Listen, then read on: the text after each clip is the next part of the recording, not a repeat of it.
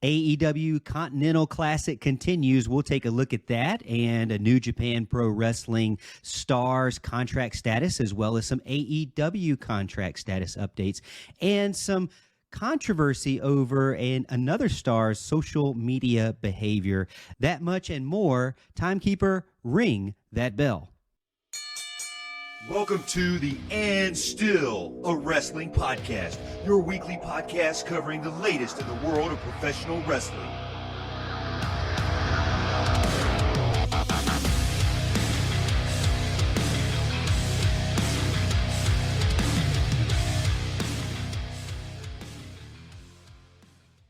All right, welcome back into And Still a Wrestling Podcast. Alongside me is Kevin, the Oracle, and Drew, the Authority. I am Morgan, the Casual here. We're going to talk about all things pro wrestling the past week, I guess, looking back from the previous AEW Dynamite till now, and a couple of things that happened outside of the weekly matches and cards that we have. Fellas, I hope you guys have enjoyed your week since we last talked. I want to get into it. Big deal. Starting off November 29th is the last time we saw the AEW Continental Classic. And want to start off with those matches because, to be honest with you guys, you tell me what you think about this. I absolutely love what I'm seeing with the Continental Classic. It is bringing me back for more every single week. Would you agree, disagree? So, first of all, welcome, gentlemen. I had a great week. How about you? Great week. Nick Wayne's mom says hello. Of course she does. Gosh. Morgan, I have to ask. You're the guy that 2 weeks ago was saying you don't like how there's no storylines, just matches being put together with no backstories, and now you're loving this Continental Classic. And I will say, I have not heard anybody in the industry say they don't like this. I'm enjoying it. I told you it's 4 weeks of very easy TV to produce. The matches basically write themselves. You just come down to when you want to actually put them on, who's going to fight who. But it's a fantastic 25-match bracket that can be aired over 4 weeks. I think it's brilliant. And what we're seeing come out of this is we're seeing new storylines develop. We're seeing fights that we never thought we would want to see or get to see. And I think it's organically getting over, and I think that's a good thing. I definitely agree it's getting over, and I'm enjoying it. I have one little thing, I guess it's minor thing I could say about it that as a negative is all the finishes have been kind of predictable. Like, you know, I look at every one of the matches, and I can pretty much figure out which one of them is probably going over. I need an upset in here somewhere. I need somebody like Kingston or it's like – actually, I'll give you a great example because I think – we got Roosh and Mox coming up here. Have Roosh go over Mox here. Give me something that like I don't see coming. I just heard that you were coming after the Oracle title. Maybe we should go on record here and see if you can call the next 2 week or next week of wrestling. You want to call the two matches are going to happen on Dynamite, the two matches are going to happen on Collision? Have at it, man. If you get it, you can have the Oracle. Going for the title there. I think, I wouldn't disagree with you, Drew, because when you look at it, I mean, Swerve Strickland defeating Jay Lethal, I think we knew that was going to happen. Jay White defeating Roosh, I might have could have seen that maybe going a different way, but Jay White wins that one, and then John Moxley, over Mark Briscoe, that made sense. Claudio over Daniel Garcia, that made sense. You wouldn't say Brody King over Eddie Kingston was a upset in a sense? I could see that going, Brody's way. I mean, Brody's a big dude, and it still makes sense. I almost want to see. It's like with Kingston, he's definitely in that category of like, I pegged him for the guy to take a couple losses right off the bat and kind of make this major comeback. Maybe he's going to be the guy I see the big time upsets from. Who had Brody going ahead with 9 before anybody else in the tournament? I certainly didn't. I mean, I've got him at six right now. He's got 9 as of Sunday. He's the first guy to 9. He beat Claudio, and he beat Eddie Kingston. So that's what I got right now. Plenty of time for people to catch up. So I'm mistaken. I thought he was the first to 9. I got 2 people at 6, Okay. Moxley and Strickland. This is on Wikipedia.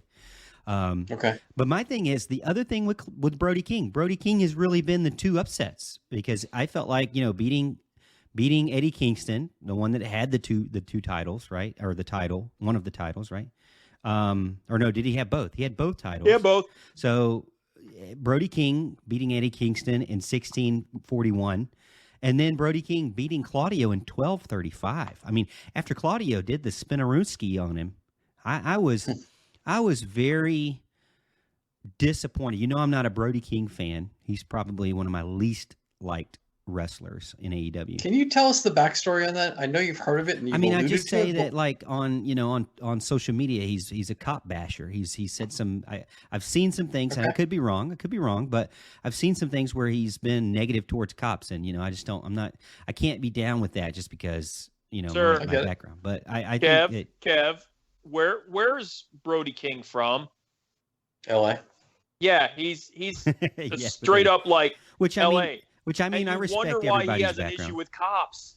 I mean, I respect everybody's background and their experience, and I have a lot of friends that are that way, but not I don't know. No, I wouldn't say I have a lot of friends that way. Let me take that back. I have no friends that really that way, but I have a few that I have met that have said it's not their favorite type of profession to deal with, and I can understand that, but I don't know. I just not my favorite. And I'm just telling you, if Brody King was a kid living in LA in the 90s, it's like not in an upper class neighborhood. He might have something. He might have had some background reason. Maybe I'll give him some leeway there. You're kind of making me warm up to him actually, but So Brody King over Morgan. Claudio, I'm not. I thought that was a shock to me. Yeah, and actually, I have to apologize. For some reason, I had Brody at 9, but he is at 6. So there was 3 guys, if I'm not mistaken, that are at 6. So I am a little surprised that he's moved ahead so quickly. But I think what's going to happen now is some of these guys that have 0 points are going to start to get on the board just to make it a little more interesting. Otherwise, you're going to get down to the last 2 weeks, and there are going to be people that have no possibility of winning this. So nobody's going to want to see those matches. So you have to kind of pay that back now. Yeah, I think we're going to start to see some. Yeah, I think we're going to start to see some upsets. We haven't seen a draw yet. I think that we'll probably get at least one draw in this whole scenario. Otherwise, why pitch a draw? Yeah, I right. really thought the Brody King Claudio match was going to be the draw. Was that good? I heard it was snug, but was it good? I didn't actually get to see it. I was unfortunately at the Nutcracker. I mean, it was only 12 minutes, 35 seconds. Insert your own But joke it's there. 2 meaty men slapping meat, was it not? I mean, At the Claudio Nutcracker? did the little Spinaroonski thing. Did he? All right, He so did, it wasn't and it was necessarily. very shocking because it's like, dude, Brody King's a huge guy, Okay. and I would never say I dislike him to his face. He's a big dude. So it wasn't a big man style per se, especially if you did a Spinaroonie. So that's interesting. Yeah, I'm gonna have to go back and watch that. I missed that. I mean, unfortunately. Claudio did his normal thing, that move plus the uppercuts and things like that. I mean, I think they did their main gamut of moves, Okay. Next one was, so going back previously, so we did Brody King and Eddie Kingston, then the Gold Group, John Moxley, Jay Lethal. That wasn't a shocker. Roosh over Mark Briscoe, probably not a shocker there. Swerve over Jay White. That's one where I think you could have put in a draw. That one, by the way, went 15 minutes 27 seconds. So the longest one so far is actually Brody King, Eddie Kingston, 1641. So nothing really even. Actually, let me take that back. The longest one was Bryan Danielson and Eddie Kingston, 1650.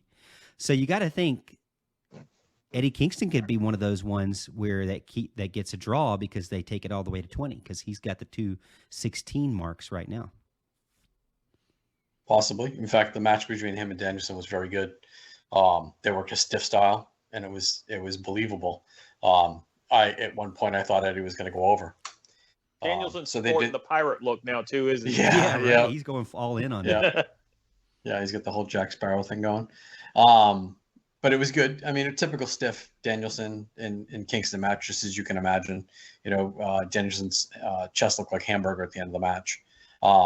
But it's time for Kingston to start getting some of those wins back to, again, be believable as we get down to the wire. I think we've only got 2 weeks so we've got 4 shows left total. So that's 8 potential matches. And I believe then we're down to what would be December 30th, which is the go home show for this. And that's the payoff of the last two guys. Am I correct? Right, because Yeah. the main where we World's do the End. actual match will be at was it World's End, right? Right. Gold League winner versus Blue League winner. So I'm just gonna call it the last pay-per-view of the year. Yeah. there you go. Morgan, how many matches are left? So on the spreadsheet, it shows there should be 6 matches. Well, yes, there's a lot of matches left actually. So, it looks like most of everybody has 4 matches to go. So, that would be what? Because you'd have to cut it in half. So there's 6 on. There's 12 wrestlers with 4 matches to go. So, what is that? 24 matches left. Yeah, how are they going to do that? Yeah, 24 matches left. Give or How's take. that even possible? We're right at Yeah. so 25 Rampage. plus the champ. But No, they're only doing these on Dynamite and Collision. yeah, Yeah, until he realizes how much time he's got to kill. It's like how much time he has left till the pay-per-view, and he's So behind schedule. Rampage. my guess is we're going to get 4. No, we're going to get 4 per show now.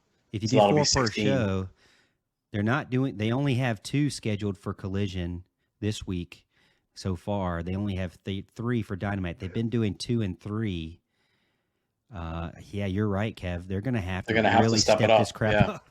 They're gonna Yep. have to. Dude, they're gonna have to marathon it. Like it's like Dynamite and Collision see, from that until the end bodes- of the year. It's just the Cruiserweight Classic. But it's a great call out for you, Kevin, because that hurts the chances of going a full 20 because you can't waste time now. Right. You gotta have a Yep. squash match or something. So this week they go 3 matches. Next week they go 4 matches. The final week would have to be, again, they're going to have to fit a lot of wrestling in a small bag, basically. That Dynamite before World's End, 24, Continental Classic matchups. Let's go the marathon. Honestly, though, if they put up all matches from the Continental Classic, would anybody care? I'd be happy. I mean, it's They're all been mid good to for them upper so card far. guys. Yeah, exactly. They're all mid to upper card guys, and there hasn't been a completely one-sided match. Yes, it's been fairly predictable, but as we start to get some of these guys that have got 6 points against guys that have got 6 points, someone's going to have to lose and or draw.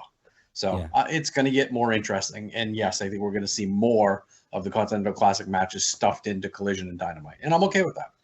So you just tell Tony Khan, it's like, hey, man, we got a plan for the next couple of weeks of the show. We're just going to do this, throw a women's match in here somewhere, and a segment with MJF. We're gold. One of the things we had mentioned, and I just want to call back to it, we talked about it last week. We know that QT Marshall is leaving AEW, which means that the formatting is going to change slightly. And this was backed up this week by Busted Open because they brought it to the attention of their audience as well. A signature of QT Marshall was to put a women's match on every single week at 9:30. Yeah, I remember hearing Dave LaGreca talk about that, where he said he realized, oh yeah, it really is like clockwork. Yep, it was just a signature of his. That's where he felt the women needed to be, leading into typically the main event. So I think going forward after January, when we see whomever is going to format the new shows, there'll be a change, and I think the women may or may not be presented in a better light, given that fact. And speaking of the women, I know we bumped it in the beginning. Congratulations to Julia Hart signing her AEW exclusive contract. I think that's excellent for AEW. I think they've got a lightning in a bottle with her. I think her character is fantastic. She's definitely progressed in the ring. I think her style has gotten so much better than when she was the cheerleader. And I'm excited to see Abaddon back with the potential of her joining Julia Hart as maybe a minion of that dark side of Julia. So I'm happy to see Abaddon wrestle B-Sides in October, and I'm potentially happy to see her going forward. Morgan, you're shaking your head like you can't be bothered with it. I'm not. I mean, Abaddon was nice at one time.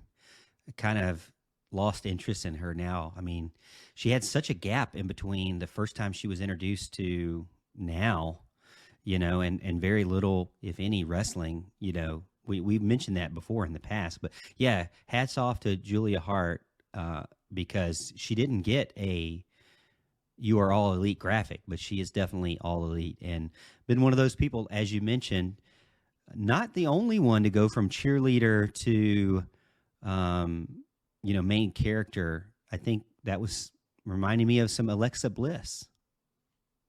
Wait, time out. Yes. So With Buddy Matthews and what was the name of the tag team? They played a techno song when they came out. Blake something or other. Yes. Please do not make.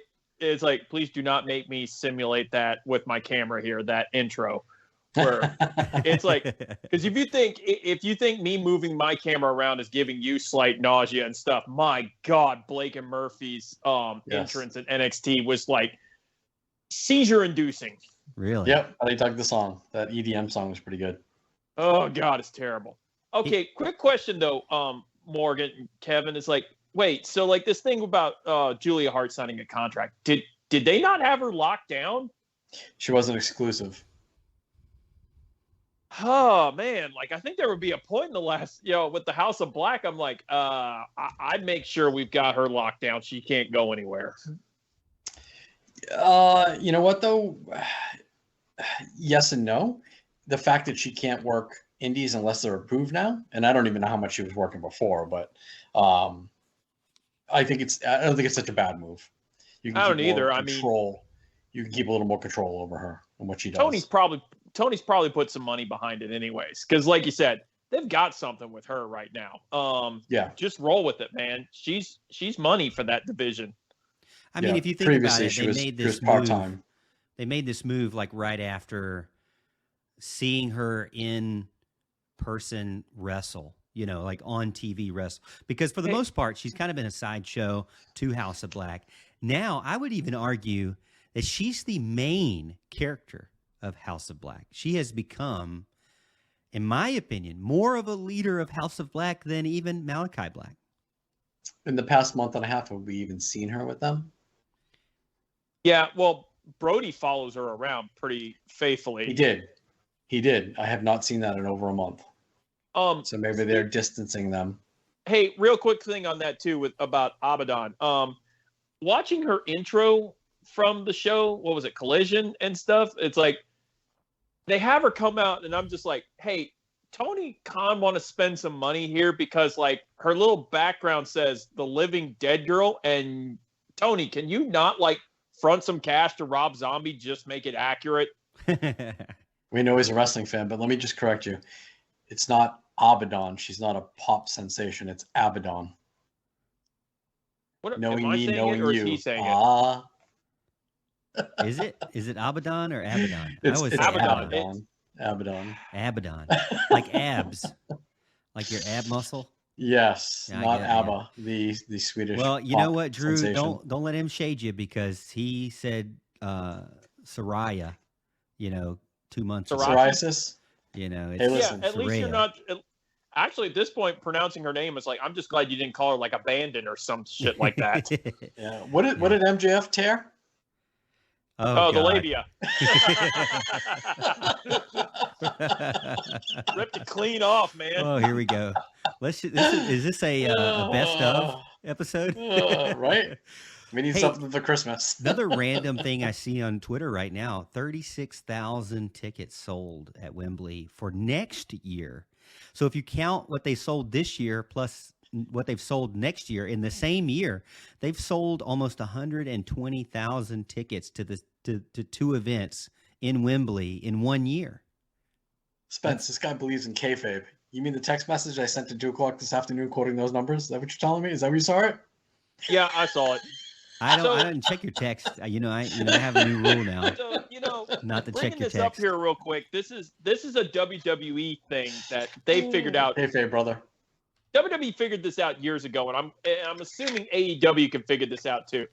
WWE's always done a thing over the years where if the ticket sales start going cold in the United States, take the stuff overseas. Because it turns out like people in Europe and Australia and Canada and all those places, they get really hungry for, for a solid professional wrestling show. So it's like taking it overseas to England is probably the smart thing to do. And it's going to increase your ticket sales. Because when you're struggling to sell 2,000 or 3,000 for Dynamite here, I guarantee you'd sell a show out easily in London right now. To expand on that, 36,000 was a pre-order or pre-sale. They are staged for, I think it's 46 or 48,000 total, which is half the arena. If they go past that, they'll open up. Much larger like stage this time around. Well, yes and no. Apparently, there's something to do with the Taylor Swift show that's going to be there, either before them or after them, and they have to make some accommodations for it, like what they can and can't do. No, I'm serious. What they can and can't do based on that. So, as of what I wrote this morning or this afternoon in that text, it was 36,000 pre-order. It's set up for either 46, 48,000, which is only half of Wembley. The last time they were there, they did over 81,000. So we know that they can do that 80,000. They just need the demand to do it. So, yeah, you know what? Good luck to them. They did it once. If they can do it again, can we all agree that Will Ospreay is going to headline whatever that is? That'll be the main event. It'll be Will Ospreay versus whomever in 10 months. He should. There's no reason why he shouldn't. No reason. Yeah. Unless it becomes the next CM Punk, which isn't going to happen. And no. And you're thinking he would go and possibly go for that. He has to be. He has to be the main event. No matter what's going on, we have to build to it. We've got 9 months, I think, to get there. No matter what it is, Will Ospreay has to be on top, fighting for whatever in the main event at All In. I would look at you, Morgan, for this one. It's like if you want to go the safe route here, yeah, Ospreay and Kenny Omega at the top of the card. That's what I was saying, right? I was thinking it in my head. Like, can't go wrong. Cannot go wrong with that. You could say MJF all you want, but you can't go wrong with that. No, it's like in front of the London audience, Ospreay and Omega will 100% deliver. Well, you say that, but could we see Ospreay and Swerve? Could we see Ospreay and MJF? Could we see Ospreay and Daniels again? All of these I would have no problem with. I think your guy is Kenny Omega. I've already been griping about how they've used him, and I think your ticket seller is Kenny Omega. Listen, you know what they got ready for Kenny Omega? Ethan Page. How's that make you feel? Yeah, that makes me feel wonderful. So that just tells you where they're booking Kenny Omega these days. Wait a minute, did Ethan Page call out him or MJF? Yeah, he called out Ethan called out Kenny. But he called out MJF a few months ago when they were in Canada. Oh, okay. And the reason why they're in Canada, and that's where he is from, and yada, yada. Oh, man. Speaking of another top talent we talked about earlier, Kazuchika Okada's contract status with New Japan Pro Wrestling. The Rainmaker, according to Sports Illustrated's Justin Barrasso, in reporting that former IWGP World Heavyweight Champion Okada's contract with New Japan Pro Wrestling expires at the end of January. And there's a chance that the never openweight six-man tag champion could hit free agency. Now, he appeared on AEW Dynamite in October, and it's assumed that it was merely to build his January 4th match against Danielson, but the trip was reportedly also to give Okada a better sense of how AEW operates. Now, AEW has been known to offer a schedule that is more talent-friendly, 2 shows a week, not the whole gamut of live shows. And it would allow, which this is a big deal for Okada, to continue to live in Japan, which kind of goes back to what they are doing with Will Ospreay, who is continuing to live in England.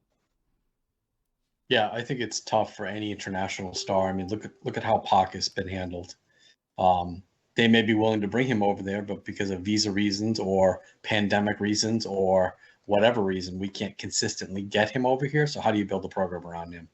I think as long as we continue to have these stars that try to live in other countries, they're going to work a lighter schedule and they'll never be pushed to the top. And I have concerns regarding that. Go ahead. I was going to say, like, you used Pac as an example. It's like, I was going to look at, Shibata? It's like, who... Yeah, he just got shipped back. Yeah, just got shipped back, and now they're trying to work out all that visa issues and whatnot to see if, how. And Tony Khan apparently is like fairly concerned about how long he's going to be out of action because of this. Yep. So it's. Well, I mean, look at Kota Ibushi. We've had Ibushi for a month and a half, and we've seen him twice. So I would say this, like, it's like, I'm probably being stereotypical here. I don't know, but like, I can see Ospreay committing to like moving to the States.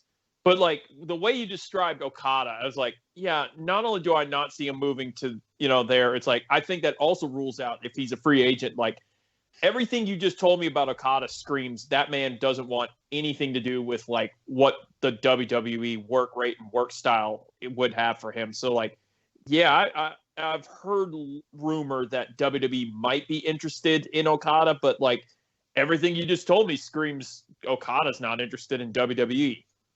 yeah, and signing him again, I think is a roll of the dice. I don't think it's something that we have to have. I think if we can share him with New Japan and just get him on a per night basis, I think that's just fine. Because again, if the star is not willing to move to the United States, it makes traveling to shows and making dates incredibly difficult on a regular basis. And through no fault of the star's own, it's typically visa and or weather and or pandemic and or. It's tough when you don't live in the country. Period. And on that note too, like I would actually argue it's like it's like New Japan's lost a good handful of stars recently to both WWE and AEW. It's like Okada would be the one I would do my absolute best to keep in the New Japan fold. Yeah, as I understand it, Rocky Romero is the talent relations person for New Japan. He's not doing a great job.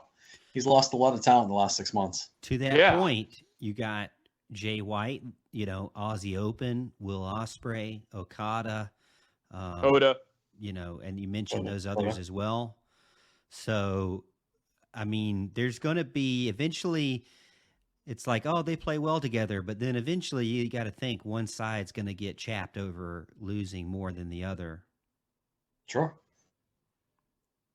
Another big thing that came out on social media recently was Bryan Danielson, who was on Maggie and Perloff's show, and he said that he's not going to retire at the end of his AEW contract, and he could see himself wrestle even at the age of 74. He said, quote, "I could picture myself out there, and when I say this is kind of my last year as a full-time wrestler, I can't envision ever stopping. I'm getting to the point where my body's breaking down a little bit. I can't do it full-time at the level that I would like to, but I would still like to get out there every once in a while and just do it. It's one of my life's passions. You know what I mean? It makes me feel alive." So, yeah, I mean, I could see myself out there at 74 just being like, come on. So my takeaway with that is, who the fuck is Maggie and Perloff, and how did they land the interview with the Clam Digger and and still can't land him? Anyways, yeah. Maggie and Perloff. I don't know. I think he's going to stay on. CBS Sports Audacity. Okay. Show. Again, who are they? Have they ever heard of us? Because I've never heard of them. I didn't really know them before then, but it looks like they do sports in general. Okay. Man, the first thing I heard of everything that you said Bryan Danielson said is like, I said, did he say that or Terry Funk? Like, Terry Funk's the guy that I know is like, I'm going to wrestle till I'm 74. I can't. It's like, no, I don't care how many retirement parties you throw me. I'm going to keep going until, the wheels fall off. What about they sign him? What if, since he does stuff backstage, like you tell me, what if he has like a two-way thing? Like I know I think this is common where you have like your character talent contract, and then you have your like backstage head booker contract or something. What do you think? I see him being the next Christopher Danielson, or Christopher Daniels. So he is head of talent relations, but he could be Christopher Danielson. Yeah, he could be Danielson works. Yeah. He would just do a little bit of everything, and I think that's good. I think a guy like that needs to stay busy, and I think that would be good for the upcoming talent for sure. He's certainly got a mind for the business. I'm pretty sure he's actually talked about this, or Tony Khan said something about this, where they said if he stops wrestling, next year, he still has like a year or two on his contract. And Bryan Danielson's already said, even if he's not wrestling, he's going to honor that contract and just like move into more of a backstage role where he's kind of having more control over the product. So yes, that has come up in conversation already. Yep, and I'm good with that. I am too. Morgan, you know what I'd like to know? What's up? I'd like to know what happened in this day in history. Oh, yeah. Let me bring that up. As you mentioned, this day in wrestling history, as it is. On this day. What day is it, anyways? December 4th. This day For in wrestling history. 20 days till Christmas. 20 days. Oh, my goodness. 21 days, but we're almost through this Okay. day. So yeah. All right. So this day, wrestling history. This is courtesy of tjrwrestling.net. On this day, let's go back to the 90s, shall we? After winning the WWF Championship back from The Undertaker in a controversial fashion at the This Tuesday in Texas pay-per-view. What a name. This Tuesday. Oh, in no. Tuesday, no, it was Tuesday night in Texas. Well, this says this Tuesday in Texas. So it was I Tuesday swear night. I thought it was this Tuesday in Texas. No, I've always known it as Tuesday night in Texas.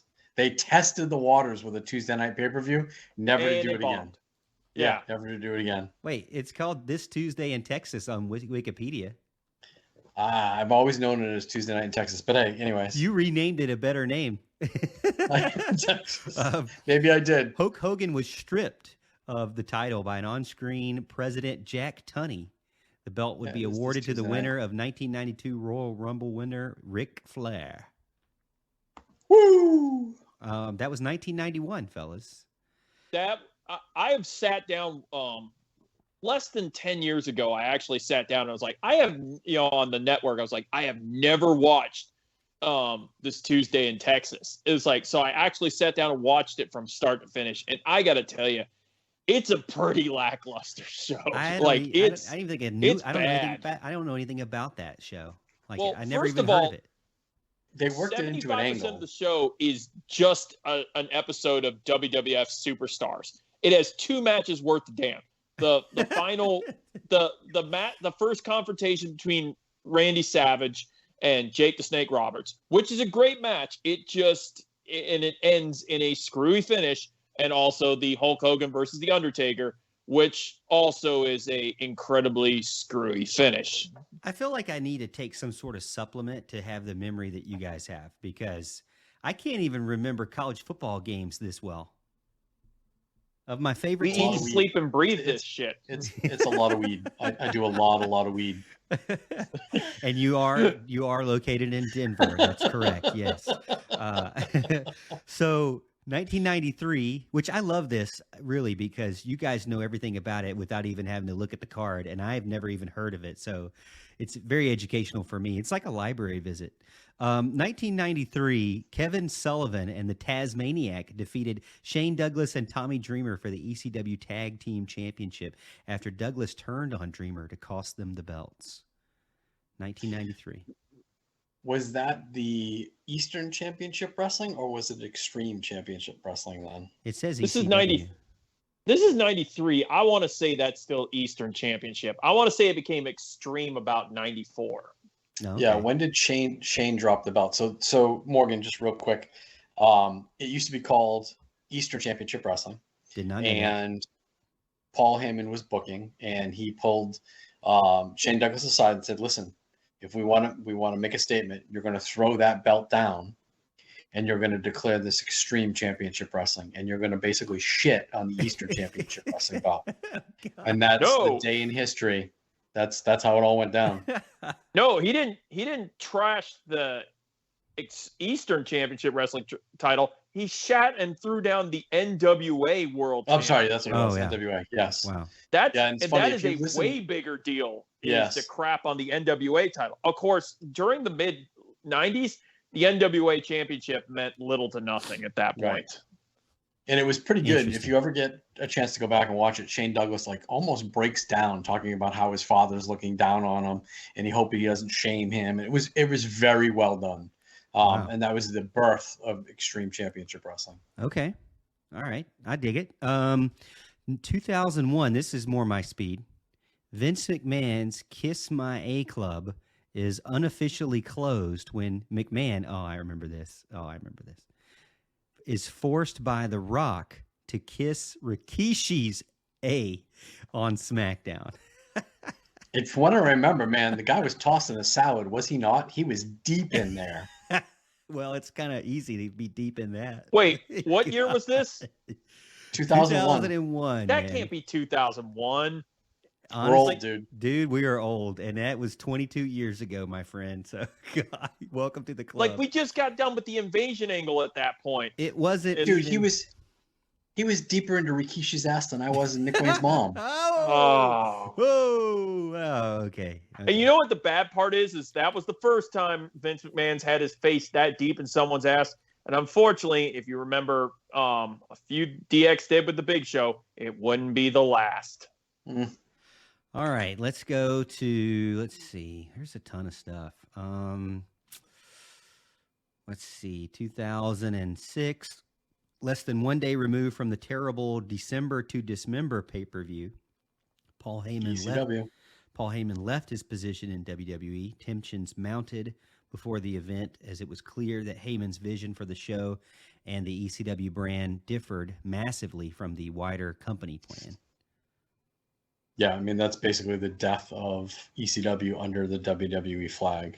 Oh, okay, gotcha. There are no words to describe how bad that December Dismember may be, in fact, the worst WWE pay-per-view in existence. I could be wrong on that one. That's saying a lot right there. Wow. But I mean, there's some stinkers, but that one really took the cake. And I've heard interviews with Paul Heyman talking about that show and how the process of him trying to get what he wanted and every idea being shot down. Like, by the end of that show, he 100% knew the writing was on the wall. Like, he's done here because, like, he knew just the way that every idea he presented was getting shot down. And I remember one of the big ideas that he had was they did this 6-person challenge in like an elimination chamber. And I know, like, one of Vince's calls was he took Sabu out of the match to put Test into the match. And like he said, and one of this is an old ECW idea. Paul Heyman was like, I want Big Show to start the match with CM Punk, and Punk eliminates Big Show because Big Show was the champion at the time. And he was like, that way the champion's eliminated first. Everyone's going to see it. And they're going to be like, oh shit, this is going to be a big deal. And he said it makes a big star out of CM Punk because now he looks like this rookie kid that just comes in here and do the thing. And Vince was like, nah, this match is about Bobby Lashley. That's it. It's like, I don't give a shit about the rest of these guys. It's all about Lashley going over as the biggest star. And at that point, that's where he said, like, you know what? I'm done here. I can't do this anymore. Yep, another one of the old man thinks he knows the wrestling world better than we know it, right? Or anyone that is a fan. We as fans don't know what we want. He needs to give it to us. I don't even think it's that. I've always thought it's, like, I forget which writer it was that said, when you write for an episode of Monday Night Raw, you're writing for an audience of one. Doesn't matter what the fans think. You're writing for an audience of one. Vince McMahon. Yeah. We briefly brought up the Ric Flair name. Can we take a minute and discuss what went down with him at the tapings last week in regards to the live mic in his hand, even though it was a recorded show? Yeah, I do want to say that. But one last thing. Rest in peace, 2009, December 4th, Umaga died from heart failure. 36 years old. Wow. He was my age. Wow, that's crazy. Dude, the Samoans, they're not built for longevity, unfortunately. He's not unless the you're only the Rock. Samoan. Yokozuna. Well, yeah. Yes, yeah. Or Afonseca, they're still here. Sure. And then there was the Samoan SWAT machine. There was another one of those guys that died. There's been a few Samoans that have died young that were in the professional wrestling business. Because both members of 3 Minute Warning are gone now. Yeah, Rosie and Jamal are Jamal being Umaga. Yeah. They taped Rampage on Wednesday night, and they gave Ric Flair a live mic, and I'm not sure if he was coached as to what to speak to or just given, a fishbone. But he came out and he did his typical Ric Flair, took way too long, took up valuable time, and he hit the line, and I'm going to paraphrase, but I think it's pretty accurate. Ladies 18 to 24, no boyfriends, no husbands, meet me at the hotel. And they edited that. As Tony Khan. They edited it or they just cut it out? They completely cut it out. It's not there. They cut his whole piece down, and the way they stitched it together, you could totally see it was edited. It looked amateur hour. But again, they probably didn't give him much to work with, right? But listen, if you're Tony Khan and you buy Ozzy Osbourne, you're not getting the Tabernacle Boys Choir. You need to know that this is what the man did. It doesn't matter that he's 74. He's doing the same shit that got him over when he was 30, when he was 40, when he was 50. He's not going to change his stripes. So if you buy Ric Flair, you're getting Ric Flair. You know, he's the oldest ride in the park, but he's still got the longest lines. So I'm not surprised by this. If anything, it's shameful on Rick himself to not kind of self-monitor, self-edit himself and realize that just doesn't work in this day and age. And, you know, it's shtick that doesn't age well. And I am the biggest Ric Flair fan in the world. You guys know this. I think he is the best character that the business has ever seen. But it's not about him at 74 anymore. He's supporting the retirement of his friend. He should not be trying to steal the limelight and get all his shit in on the mic. But that's my opinion. He only knows that, though. You know, it's the same thing. That's Ric Flair on autopilot. It really does feel like autopilot, Drew. Like when I watch it, it feels like he may ad-lib the first two sentences, but then his brain is like, must say, you know, my line, must say my line that I always say, and he goes right back to, and it kind of gets old. I mean, really, but you know, I mean, it's Rick, so. I think it's also a case of like, I think it's Rick being Rick, but the other thing in there, it's like, I don't know if AEW had things in place to reel him in, because like, it's like you can't just send Ric Flair out there with the mic and say, you know, go nuts, and you know, not give him like a timetable or anything like that, because he'll just go. That's what he's programmed to do. And I know, like I said, you're a big Ric Flair fan, and like I was thinking in my head, it's like, see, this is why I'm a big Bret Hart fan. The worst thing that can happen is he can come out there with FTR and like spend 15 minutes shitting on Goldberg. You know, I got to tell you, Drew, I have a friend back north, big wrestling fan, used to write for PWI. Shout out to Jim Forsese, because I know he listens. He always used to say, now would be the perfect time for the Ultimate Warrior to come back. And you are starting to sound like him. Now would be the perfect time for Bret Hart to come back with FTR. No, Bret. It's like, it was just something they talked about in the past. Bret Hart doesn't need to come back. It's like, I love Bret Hart to death, but like, there's no value in bringing him out there, knowing good and well that he's a severely concussed stroke victim in his, you know, mid 60s. Like, I don't think that matters. You just defined about 60% of the roster that's over 60 that still wrestles. Listen, shame on Tony Khan for putting him out there and not giving him an itinerary. Shame on Ric Flair for not being able to edit himself. And really, that's all that needs to be said about that. As far as people in place, they certainly didn't have the guy in the fucking buzzer when Adam said, oh, and by the way, fuck you. Oh, yeah. 7 seconds later, we got 3 seconds of silence. I mean, tell me that dude's not looking for a job today. Tell me he's not. Why is the production truck on a 10-second delay? What was wrong, guys? And I've been on that. I appreciate it. I've been on that side with the radio.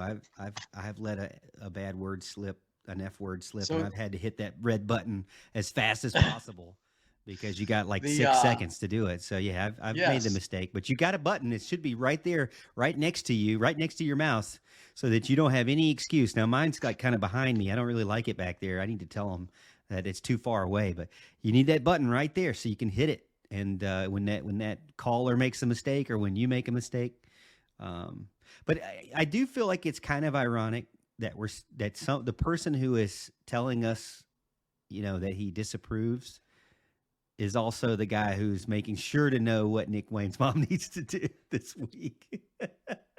Hey, listen, she likes her eggs hard boiled. Oh, You Lord. know what? That stick that you have, it's just, we're gonna have to edit that out. Hopefully the guy in the trailer could know. Yeah. We got a trailer? Yeah.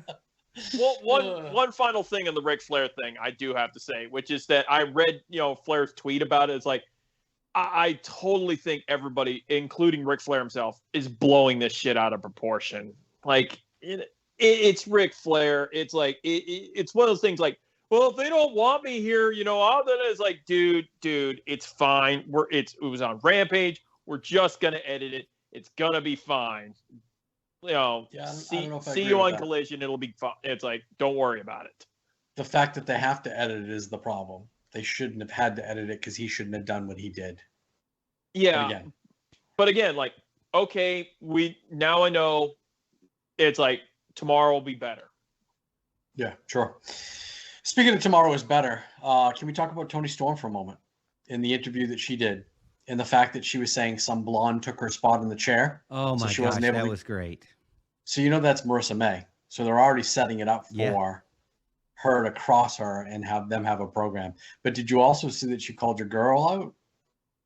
Sky Blue? Yeah, and then Sky, after the break, came back and said her line, which I was like, okay, here we go. Now, if you've heard all of that, did you get to see Sky Blue's bikini photo shoot? I have not. And that's a real thing. Is it on Twitter? It is. Yes, X. It's on X. Oh, excuse me. I always do that. Everybody's like, Morg, it's X now. I'm like, okay. Screw them. We are not calling that thing X. X is a dumb name. You had tenure or whatever you want to call it built on Twitter. Twitter is, iconic. Tweets are in like the Webster dictionary, and whatnot. It's like, and you want to shit all that away to call it X because we are talking Elon Musk here, aren't we? Just because he can it's like, well, I guess he can build a rocket. You gotta be kidding me. She has 318 Patreons at an entry-level price of $15 a month. Make it 319. Dare you? Okay, you can join for free. Okay, I was about to say, I don't.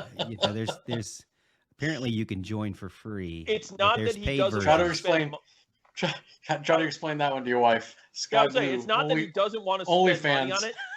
He just doesn't need a paper trail. Oh, now I'm seeing the blurred out photos. I see what we're going. Really? With this. Yeah. Hello.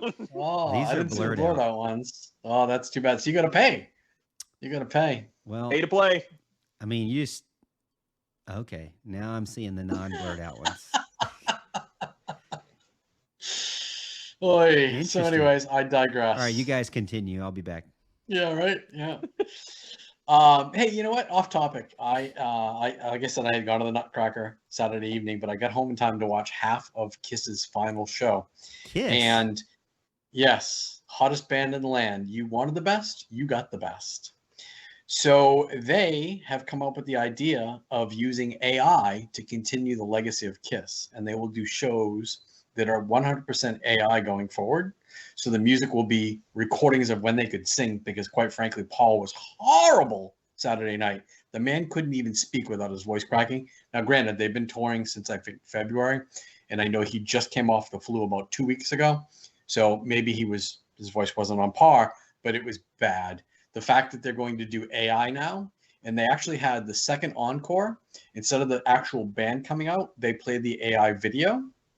And it is not going over well in general. In fact, it's kind of funny. The first 45 minutes or so of Busted Open this morning was Dave LaGrega and Bully Ray going off on the fact that they're trying to pull off this AI bullshit. I want to know what you guys think.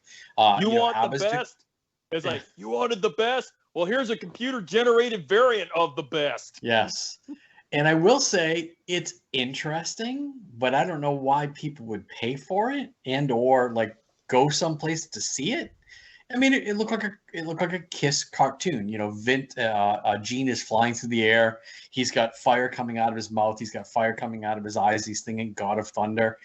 I get it, but I don't see how it's marketable going forward. You guys do know that like the Gorillas have been doing this for like 2 decades, but at least they actually have a live band and the actual lead singer there singing the song. Yeah, that's not going to happen. Yeah, ABBA started doing it as well. And then you got Tupac, which is the hologram. So I don't know. I didn't know if you guys had seen it and what you thought, but it's not being very well received from what I understand. I love that like Kiss is still relevant to professional wrestling. Speaking of which, it was like, when didn't we see the Demon not that long ago? Dale Torberg. Yeah. Again, useless knowledge. Morgan, you probably don't remember that, do you? No. Kiss did a deal with WCW where they had him do like a 2-song set, and they introduced the Demon, which was a Gene Simmons lookalike who wrestled as the Demon. His name was Dale Torberg. He was a pro wrestler. Actually, but that was a short-lived program with WCW. For a fun fact, Dale Torberg was the second Demon. They actually had somebody else. They had somebody else as the first variant of the Demon, and they realized right off the bat it wasn't going to work, and that was Bryan Adams, or as we call him, Crush.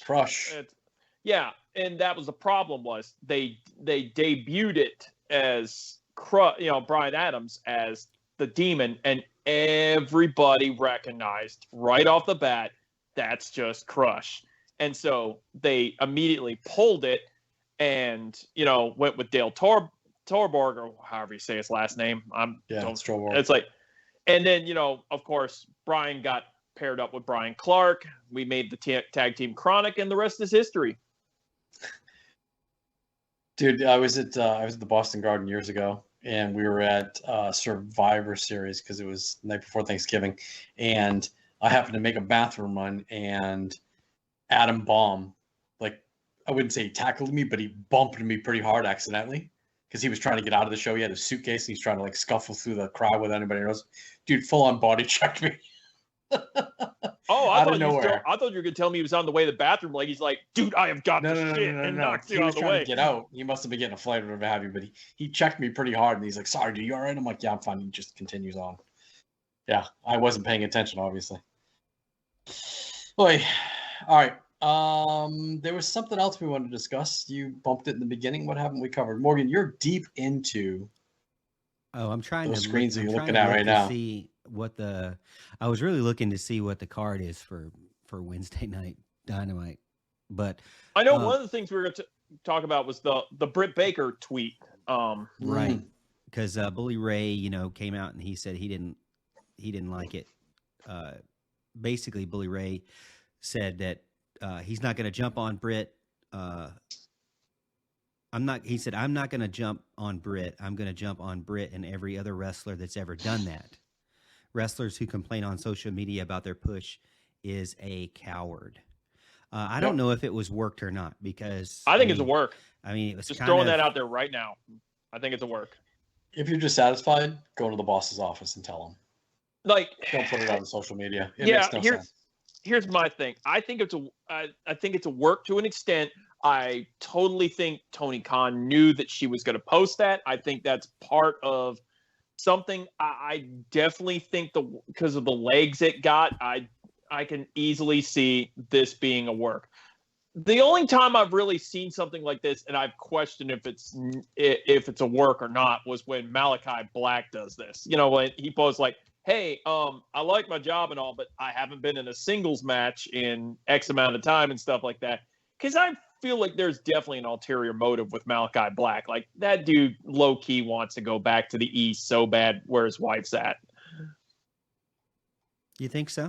So, August 15th, and I'm going to quote, with AEW, it was getting really hard to manage because I don't want to be calling off last minute at the dental office all the time. If Tony needs me for something for a TV taping or to go to media or an event.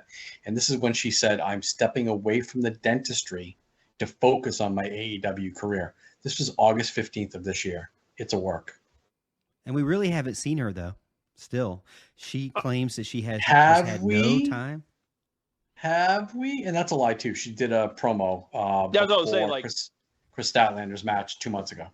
Dude, yeah, she said something like, I've got fully zero. True. She said zero. I've gotten zero time. And I'm like, yeah, that's bullshit. It's like, Jamie Hayter hadn't been gone that long. Yeah. But it is weird. It goes back to the one thing that we come back to with AEW There's a lot of start, stop.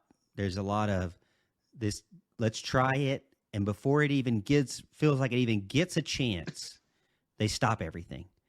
And that annoys me. You know, same thing with the Hardys. I mean, Jeff Hardy just recently came out, said he feels like a ghost again, walking around backstage with nothing actual to do, and he wanted to have something to do.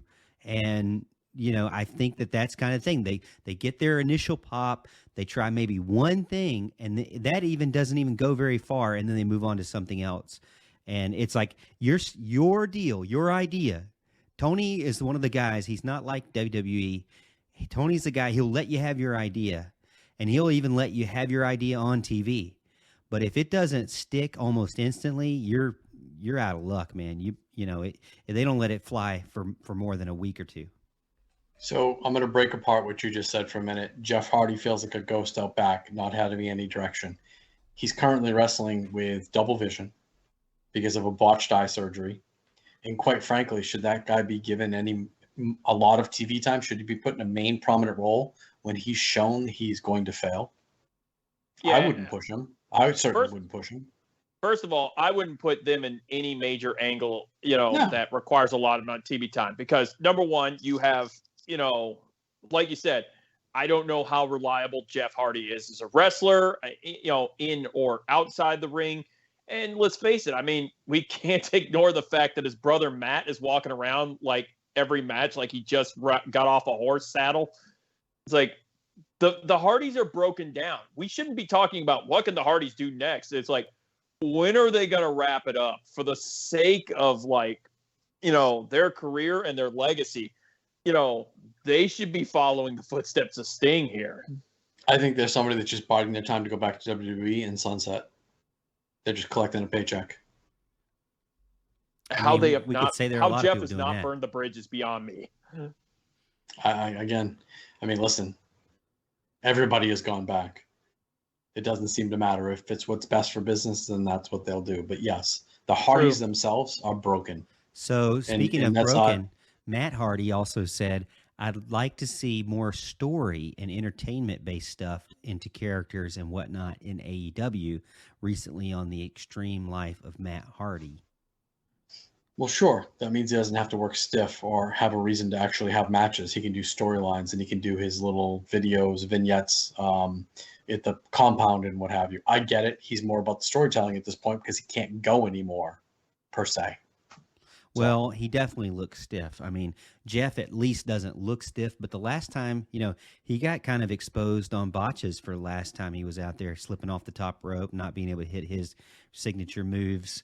So Jeff, is not who he used to be, but he's much more athletic looking than his brother Matt, who honestly looks terrible on TV. I wouldn't push him either. The Hardys got completely exposed in that match they were just in. When you put Jeff Hardy in the same ring as, I don't know, say Commander, it's like you get a real good sense of how broken down Jeff Hardy is compared to the much faster and agile cruiser, lucha, whatever we want to call him. Yeah, sure. Cruiserweight. Cruisalore. Yeah, Cruisador. I'm just stumbling all over my words. Am I having a stroke?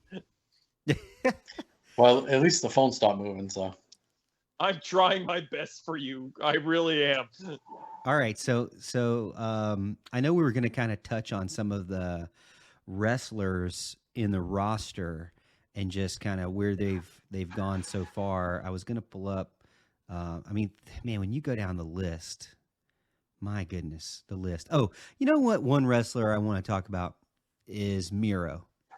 Somebody mentioned this on social media about how it seems weird, a little bit cringy, that they're again in another storyline where it's him, he doesn't have his wife is with other men, and there's this triangle going on, and he's kind of the husband that's watching his wife with other men, if you know where I'm going with this. Who are And- you to They judge believe- what he's into? I believe the word is cuckold, if I'm not mistaken. I'm just saying they did it with Bobby Lashley, and now it seems like they're kind of doing some of the same stories here with Lana. I mean, with CJ Perry in AEW. So I don't really know where we're going with this, but any thoughts on I that? can't say her name, but I Okay. believe she's going to turn on Andrade, and they're going to put the two of them back together. They got to First do of all, something other than what they've been doing. First of all, you mentioned Pog, and now we're going to cuckold. It's like, I swear to God, it's like by the end of us, it's like the more we do this podcast, the more like, Kevin's just going to educate our audience with more and more porn references. Doesn't have to be porn. Whatever. It's Urban It's like- Dictionary. Urban Dictionary 101. All True. right, so It's like- give me a letter in the alphabet, fellas. I'll give you the names on the men's side of the roster here. Any letter. G as in Gilf. Okay. There's actually only one G on the roster right now. That's Griff Garrison. He's on the roster, fellas. You don't really see him much at all, but any ideas about? I mean, what are they doing with that guy? Who the He fuck was is Griff murdered Garrison? He was murdered by Wardlow about a month ago. Oh yeah, right. He was. Up and above and below him, you got Evil Uno, which he seems to be making a little bit of a comeback now that they've bought out BTE on YouTube, right? So BTDO. it seems like there might be some rekindling of what was good when AEW first started with getting that YouTube channel back up and running. Because as you mentioned, Kevin, you realized it early on that they were letting that channel fall, and honestly, it was one of the highlights of the week. So it's funny. My wife was asking me about this because I watched it the other night. She's like, "What happened to the Young Bucks?" And it's funny. Also, in the first episode, they're like, "What the fuck do we do? We can't do this. I don't have the time. I don't know how to edit. I can't come up with content for like 24 minutes, right?" Now, I have seen the preview of tonight, and it's Johnny standing in front of a giant chessboard, but I don't know what it's about. I haven't watched yet. But I think it's just a matter of time until the Young Bucks buy it back, because at the end of episode 1 of BTDO, Matt Jackson said something about, "I can't believe you fucking bought it," or whatever have you. "Let us know when you're done," or something along those lines, which just tells me that when they get reintroduced as heels, I believe they will take BTE over again. On that same note, if there's anybody out there that's snoozing on Hey EW, you're missing out, man. Every week after week after week, RJ City doing interviews with different talents, and his approach and his sense of comedy is just fantastic. He had Roderick Strong on this week, and I didn't know this, and I was going to actually ask this in text of you guys this week. Do you know who Roddy Strong is married to? Was there Maria Schaefer? Yeah, Maria Shafir. Yeah, I had no idea. And You didn't he watch says, NXT. he said to Roderick, he said, "Your wife, she's got kind of a problem, doesn't she?" And then he brought her out. And then they brought his kid out. And then she proceeded to take her shoes off and make RJ City very uncomfortable. It's produced by Sanjay Dutt, and it's RJ City with a current talent. And it is so well done week after week after week. And sometimes you see people in character, and sometimes you see people out of character. Edge, Adam Copeland, was on 2 weeks ago, completely out of character. And they were tete-a-tete, right back and forth with each other. It was so well done. If you're not watching Hey EW on a regular basis, you're missing out. Yeah, I'll shamelessly plug that too. That it's like it's a fun show. Like I guarantee you, it's like RJ is doing his best not to do his show, but also to not take it seriously. And because he doesn't take it seriously, that's what makes the show so fun and joyful. Agreed. So Morgan, you said you want to go over the roster. I mentioned Griff Garrison. I believe Mr. Spence is next. I started to say, it's like, pick a letter, Drew. It's like C for cuck. Oh my gosh, really? Okay, well, there's definitely more C's. Cash Wheeler. Well, we know what he's up to. He's getting his ass handed to him by the House of Black. Chris Jericho. We know what He he's turned up up in Vietnam over the weekend. Yeah, to. randomly, right? What? Yeah, turned up in Vietnam. Speaking of bad wrestling, I watched part of a GCW show and part of a Wrestling Revolver show this weekend. I have nothing good to say about either. Wait, did you watch? You said you watched GCW and Wrestling Revolver. I heard Maki Ito actually had a good, fun match with what's his name, Speedball, Mike Bailey. Did see it. Heard it was really snug. Yeah, like I heard a lot, and they said like it's weird because they said the match actually had a good chemistry to it. It's definitely full of its like dumb humor spots, but honestly, I heard nothing but praise about it. That's a guy that I could see show up in a major federation in 2024. Speedball Mike Bailey. I'm gonna look at you and say I'm gonna scratch WWE from the list. That dude don't look like anything WWE wants. Come on, he's the second coming of Al Snow. Speaking of WWE, WWE let you know really quickly what they're still about this past weekend, and I'm sure Morgan probably caught this, where a lot of the WWE superstars showed up at the Big 12 championship game, to present them with a championship belt. So it was Jade Cargill is also with them. Yes, Jade Cargill. But I also pointed out. Wait, was she in a wrestling ring? No, I didn't think so. No, yeah. But did you notice all the wrestlers they brought? I was like, there's The Undertaker, there's Sheamus, there's Jade Cargill, there's Drew McIntyre, and I was like, you can't help but notice the people that they brought to this. They're all giants. They're all there to basically force the WWE stereotype of, just giant monster athletes that tower over regular folk. And it's like, that's how it always was with Vince McMahon. And it still kind of resonates to me that it's like the smaller guy who's possibly a, better wrestler is going to get a better shot now, I think, with TKO in charge, but the WWE is still the WWE. You're pushing 6'10". There's a job in the main event spot waiting for you in the E. Yeah, no Dragon Lees out there. Oh, there's Dragon Lees. They're just they're not at the Intercontinental title at best. Yeah, I mean, I thought it was pretty cool that they were out there. They had they had painted on the field giant WWE belts, and they've been really pushing this, which I think is a little lame. But they made an alternate version of the belt, and they have like different NFL teams that have it on there. They gave the MVP Quinn Ewers, the Texas quarterback, a belt as well, which I thought was actually kind of cool at the end. So they did pretty good with promoting that. Another random thing that go ahead. Random thing for you too. You saw how they're making all the belts for the NFL teams, right? Yeah. There is one NFL team they do not make that championship belt for. That's not true. Oh. Jacksonville? That was an internet rumor. It's not true. No. You can go on the website. They had it on there for a minute and they pulled it. Really? Yes. Look that up. I'm looking it up. Look that one up. But I'm 99% sure they still, at this moment, do not make the Jacksonville Jaguar championship belt. Yeah, according to Forbes, it excludes. But they had it. They had it. They don't have it now. When they first announced it, they had it. And it was like the day of the announcement. Like, we got a couple hours into it, and they pulled the Jacksonville Jaguars belt. That's so childish. Is it a licensing thing? Did Nick Khan not want it? No, it's WWE being WWE. I don't know. That's so childish.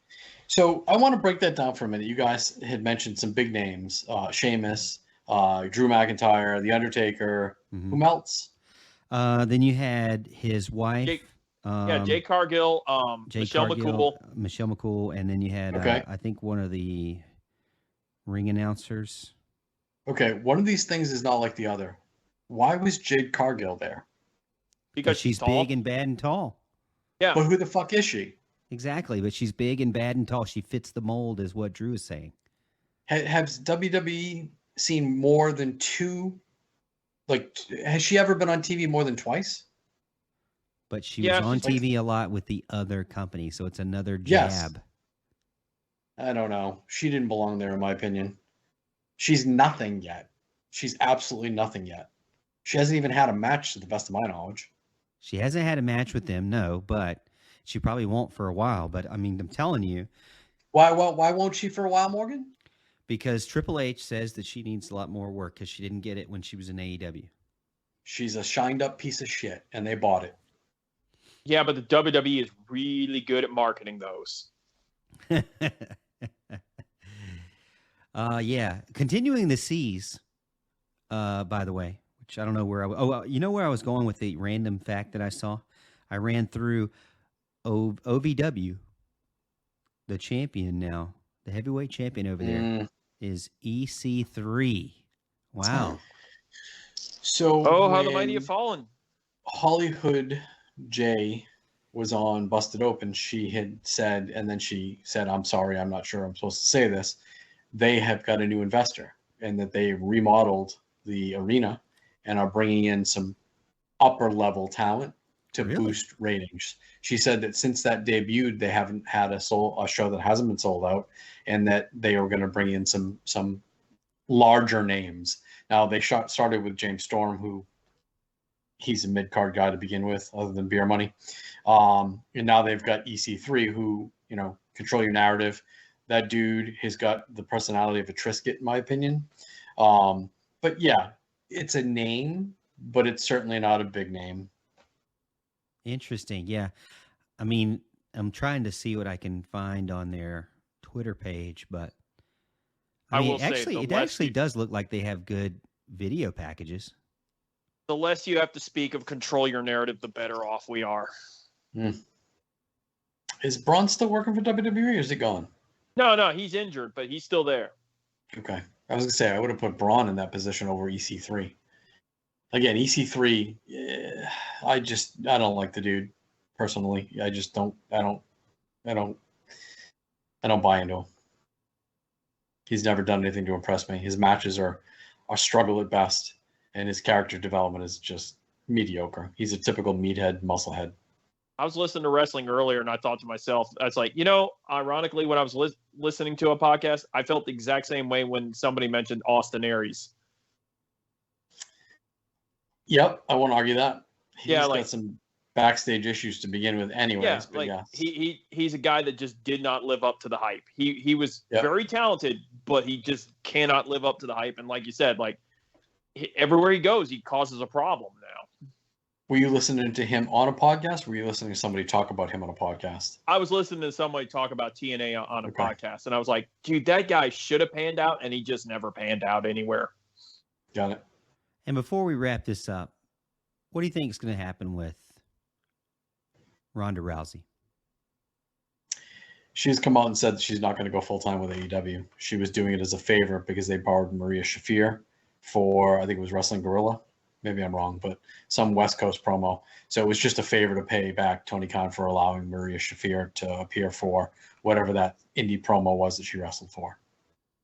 Should she go full-time, or do you even want her to be full-time? I have no desire to see her in a wrestling ring. Kind of where I'm at. It's run its course. I'm not asking for more Ronda Rousey. It's actually seeing her in short little sporadic bursts is probably better for her and us. Wouldn't disagree.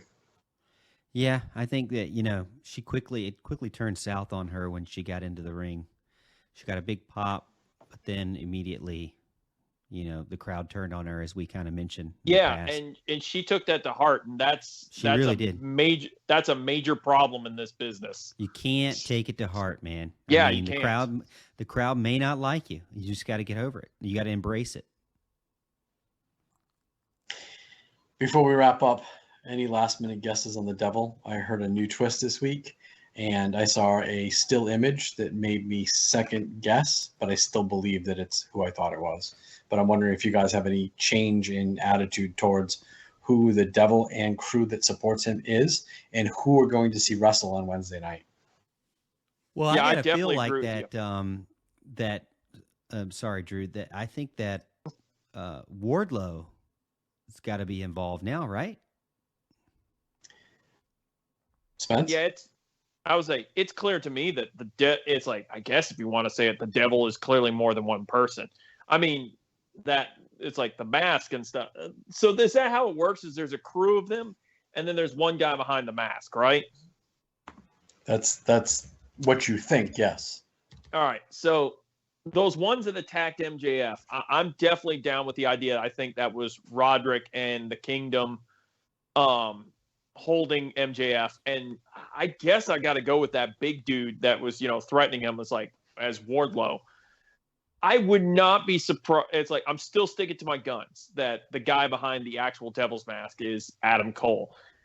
The two that I question in there, it's like, I wonder if Britt Baker's involved. And I think there's a part of me that because of the names we mentioned, I'd low-key like to see if Kyle O'Reilly's involved in this or not. Mm. What if I said Wardlow, Sean Spears, Dax Harwood, Cash Wheeler? Ooh. It's like, that's formerly good. known as the Pinnacle. And they all kind of got along even after MJF, was doing his own thing. Like, didn't they actually run that angle where where Wardlow teamed up with, FTR and all them and said, yeah, we don't need MJF. The Pinnacle's still the Pinnacle. Just a thought. It's a good thought, actually, when you word it like that. Like, that's not a bad idea. We took a left-hand turn with FTR. They're not currently really doing anything. Is there a reason for that? Valid point. We haven't seen Sean Spears in a while, and I think we all thought that the big guy that got ripped out of the ring was Wardlow. I'm not sure it is, but it's a thought. I think it is. I'm definitely sticking to one of my guns on this thing about that. It's like, I told you guys that before. Like I said, I can see, Adam Cole being the guy that he wants, that MJF thinks is his friend, but turns on him. But I also think that, like, Samoa Joe's role in the end of this is going to be that he wasn't MJF's friend in the beginning, but I think this actually leads to MJF and Samoa Joe actually becoming real friends. Do we see a face turn for MJF after the 30th? I think we see a face turn for Samoa Joe. Samoa Joe and MJF. If they become friends, MJF is still quote unquote a heel, and then we go into the bidding war of 2024. You have to advance that, and I'm not sure how you do that and have him be a face. It's like I said, Adam Cole was the friend MJF wanted, and then it turns into, as we do the bidding war of 2024, Samoa Joe ends up being the friend he actually needed. I'll say this. I'm looking forward to the next 3 weeks of professional wrestling, boys. Yeah, I'm really excited to see how AEW closes it out for the year. They're building up to World's End, and I think they're doing a pretty good job at it. Just keeping us debating on what's going to happen and what's not going to happen is really kind of the point, right? Especially in the world of social media, it's hard to even do that. And we're seeing good wrestling on both sides, but we're seeing some headlining things happen on both sides, and really I think it's good. And one thing that's helped me over time is just not getting so hung up on, oh well, this show's not doing as good as that show. They say comparison is the thief of joy, right? So I mean, it's just one of those things. Like, do we really expect AEW, which is such a new promotion, to be beating SmackDown? I mean, let's be real. And I don't understand why we're that way, but it's like, oh, look at the numbers. Look at the ratings in now. Rampage didn't beat SmackDown. Well, of course it's not going to beat SmackDown. And, Dynamite didn't beat SmackDown. Well, of course. But you know what? That's okay. And I used to get freaked out about it, but it's nice. And I'm looking forward to seeing what the next couple of weeks, what the rest of the month goes. But I hope you've enjoyed this show, fellas. Thank you for joining me as always. We'll continue this next week, our discussions, as they get closer and as we get closer and closer to World's End for AEW and the end of the year. On behalf of Kevin, Drew, and myself, this has been and still a wrestling podcast.